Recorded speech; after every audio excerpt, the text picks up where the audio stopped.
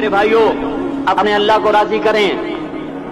جن دکانوں کے پیچھے نمازیں چھوٹ گئیں، جن دکانوں کے پیچھے سچ کو طلاق ہو گئی، جن دکانوں کے پیچھے دیانت چلی گئی، خیانت آ گئی، بددیانتی آ گئی، ہاں اللہ تعالیٰ قیامت کے دن کہے گا بددیانت سے، وہ تو نے جو امانت کھائی لے کے آ، وہ امانت جو تو کھا گیا تھا لے کے آ. کہے گا یا اللہ کہاں سے لاؤں، وہ تو دنیا میں رہ گئی. اللہ تعالیٰ فرمائیں گے پڑی ہوئی ہے جہنم میں، پڑی ہے جا اٹھا کے لا. اور وہ جہنم میں کیسے جائے؟ تو فرشتے ماریں گے چٹ، اور وہ اس کو لے کے چلیں گے، اور چلتے چلتے دوزخ کا سب سے خطرناک حصہ حاویہ، وہاں اس کو لے کے جائیں گے جہاں منافق رہتے ہیں. بددیانت لوگ حاویہ تک چلے جائیں گے ایمان ہونے کے ساتھ بھی. امانت کو کھانے والے لوگ حاویہ میں چلے جائیں گے جو منافقین کی آگ ہے اس میں. وہاں دیکھے گا تو جس کا مال دبایا تھا دنیا میں وہاں پڑا ہوگا، کہے گا اچھا یہاں پڑا ہے، اتنے میں وہ تباہ ہو جائے گا. اس کو اٹھائے گا، کندھے پہ رکھے گا، پھر اوپر چڑھنا شروع کرے گا، چڑھنا شروع کرے گا، چڑھنا شروع کرے گا. جب دوزخ کے کنارے پر آ جائے گا تو وہ اس کے ہاتھ سے چھوٹ جائے گا اور پھر حاویہ میں جا گرے گا. اس کے ساتھ فرشتے مار کر پھر کہیں گے جا واپس لے کے آ. پھر یہ واپس جائے گا، پھر اسے اٹھائے گا، پھر کندھے پہ لے کے چڑھے گا اور چڑھے گا اور چڑھے گا. جب کنارے پر آئے گا تو پھر اس کے ہاتھ سے چھوٹ جائے گی. اس کے پھر فرشتے مار کے نیچے گرا دیں گے جا لے کے آ. اب یہ کبھی اس میں سے نہیں نکل سکتا. اس کمانے سے توبہ کریں، یہ کمانا جہنم میں لے جائے گا. اور ادھر دوسری سنو، سَيَعْلَمُونَ الْيَوْمَ مَنْ أَصْحَابُ الْكِرَامِ، ایک فرشتہ اعلان کرے گا آج پتہ چلے گا عزت والے کون ہیں، آج پتہ چلے گا عزت والے کون ہیں. أَيْنَ الَّذِينَ تَتَجَافَى جُنُوبُهُمْ عَنِ الْمَضَاجِعِ، کہاں ہیں راتوں کو اٹھ کے نمازیں پڑھنے والے. ارے میرے بھائیو یہ نماز کی غفلت بہت بڑی ہلاکت ہے. میں کیسے سمجھاؤں؟ میں تو جب بھی جمعہ پڑھاتا ہوں میں یہ مضمون ضرور بیان کروں. مجھے جب یہ مجمع نظر آتا ہے تو میرا دل ٹکڑے ٹکڑے ہو جاتا ہے کہ یہ 8ویں دن آتے ہیں اور باقی دن کہاں ہوتے ہیں. یہ کیوں نہیں سمجھتے؟ ان کے آنکھ کیا ہو گیا؟ ان کے کانوں میں ڈانٹ لگ گیا، یا دل کے اوپر کوئی پردہ آ گیا، یا میں کوئی عربی میں بات کرتا ہوں جو سمجھ میں نہیں آتی، یا میں کوئی ان سے چندے کا مطالبہ کر رہا ہوں، یا کوئی اپنی ذات کے لیے سوال کر رہا ہوں، یا اپنی شخصیت کی دعوت دے رہا ہوں. آج نماز عزت دلائے گی. سب سے پہلا اعلان ہوگا کہاں، آج پتہ چلے گا عزت والے کون ہیں، کہاں ہیں راتوں کو اٹھ کے نماز پڑھنے والے اور اللہ کے نام پہ خرچ کرنے والے. صرف نماز نہیں، زکوٰۃ بھی دینی پڑے گی. پیسہ ہے زکوٰۃ نہیں دے رہے، پیسہ ہے اللہ پہ کے نام پہ خرچ نہیں کر رہے.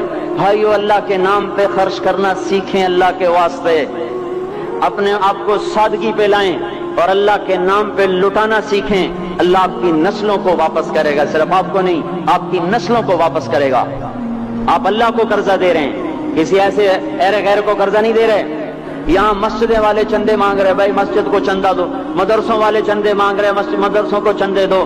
یہ تو مسلمان کی غیرت کے خلاف ہے کہ اللہ کے گھر میں مسجد کے لیے چندہ مانگا جائے. اور کہیں صندوقچیاں پھرا رہے، کہیں وہ جھولیاں. ایسی مجھے شرم آتی ہے. یہ کرنے والوں پر بھی میں کیا کہوں، ان کی عقلوں پہ بھی پردہ ہے کہ اللہ کے گھر میں مخلوق کے سامنے جھولی پھیلاتے ہیں. اور پھر ان مسلمانوں کی آنکھوں پر بھی پردہ ہے کہ ان کو غیرت نہیں آتی کہ مسجد کے لیے جھولی پھیلائی جا رہی ہو، اور یہ گھروں میں اچھا خاصا کھاتے پیتے ہوں اور مسجد کے لیے جھولی پھیلائی جائے اور مسجد کے لیے صندوق رکھے جائیں اور ہر نماز کے بعد مدرسے کے لیے لوگ چندہ مانگ رہے ہوں. یہ ایمانی اور غیرت کے خلاف، مسلمان کی سخاوت کے خلاف ہے کہ اس طرح مسجد کے لیے جھولیاں پھریں اور مسجد کے لیے صندوق پھریں.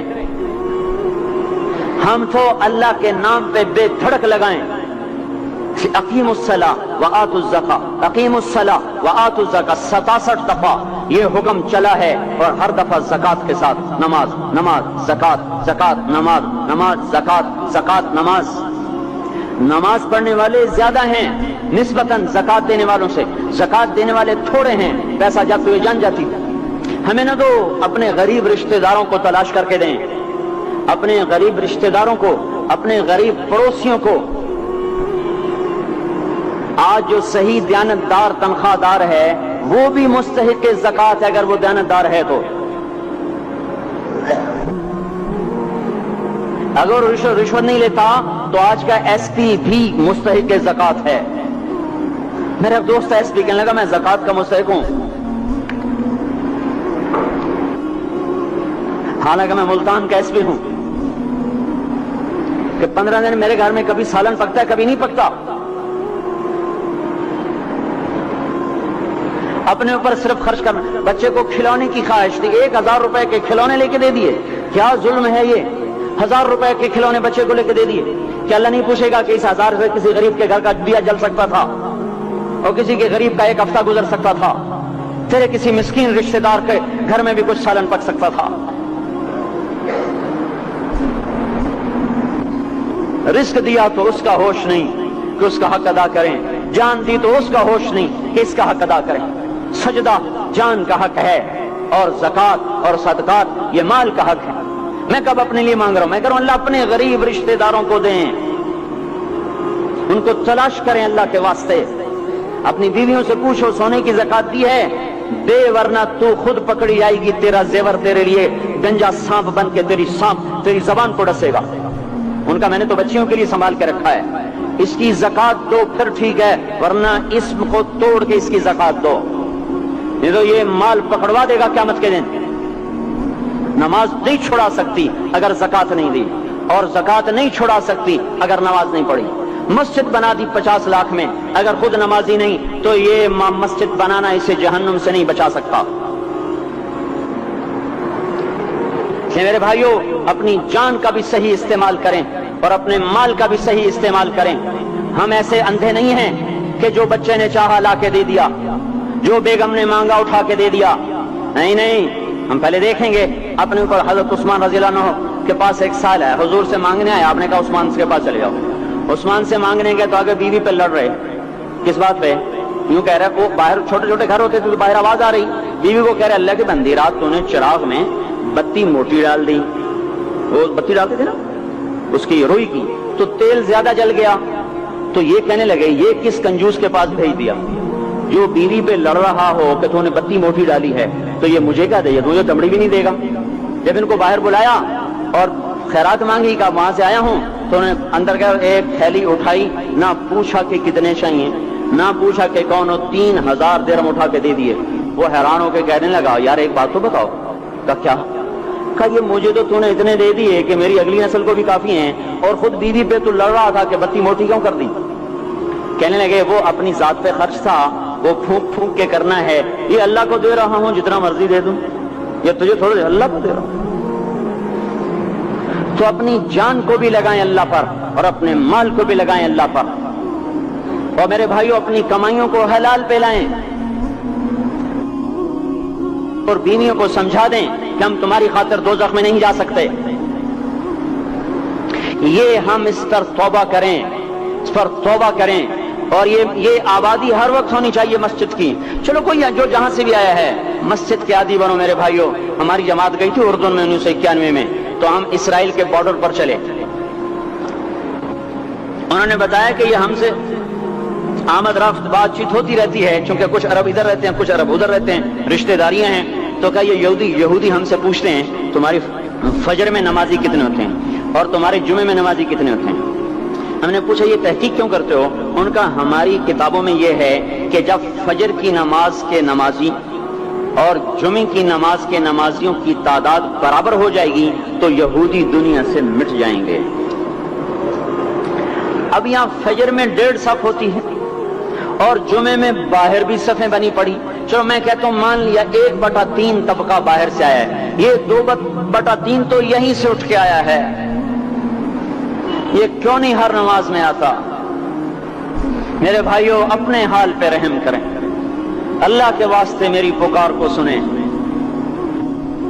میں آپ کو کوئی فلسفہ نہیں سمجھا رہا. میرا روزانہ ہر جمعہ جب آتا ہوں میں یہی مضمون بیان کرتا ہوں. میں روزانہ آپ کو نیا بیان سنا سکتا ہوں. 360 دن ہیں، میں اللہ کے فضل سے آپ کو روزانہ نیا 360 دن میں آپ کو 360 نئے بیان سنا سکتا ہوں. میں یہاں بیان کرنے نہیں بیٹھتا، اپنا دکھڑا میں روتا ہوں کہ پوری گلستان کالونی جہنم کی طرف جائے اور میں ان کا پڑوسی ہوں اور میں انہیں جہنم میں جاتا دیکھوں اور میری ہائے نہ نکلے تو میں ڈوب کے مر جاؤں؟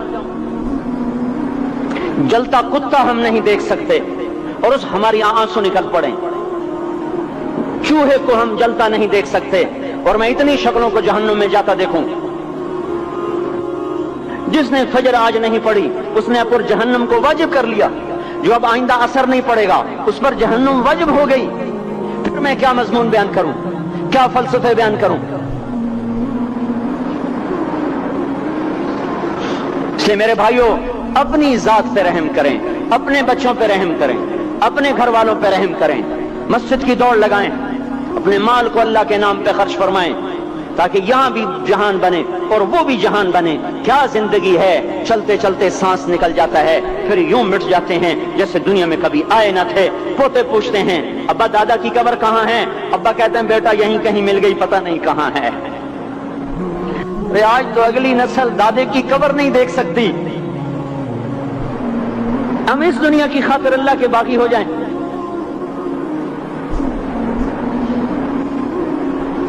اس بے وفا جہان کی خاطر اللہ سے بغاوت کر جائیں جو ایسا مہربان، جو ایسا کریم۔ تو اس لیے میرے بھائیوں، اللہ کے واسطے اللہ کی بارگاہ میں توبہ کریں اور اپنے اللہ کو راضی کریں۔ یہی میری فریاد ہے، یہی میری پکار ہے۔ میں بھی توبہ کرتا ہوں، آپ بھی اللہ کی بارگاہ میں توبہ کریں کہ کوئی کام اللہ کی منشا کے خلاف نہ ہوگا۔ اللہ ہم سب کو عمل کی توفیق بخشے۔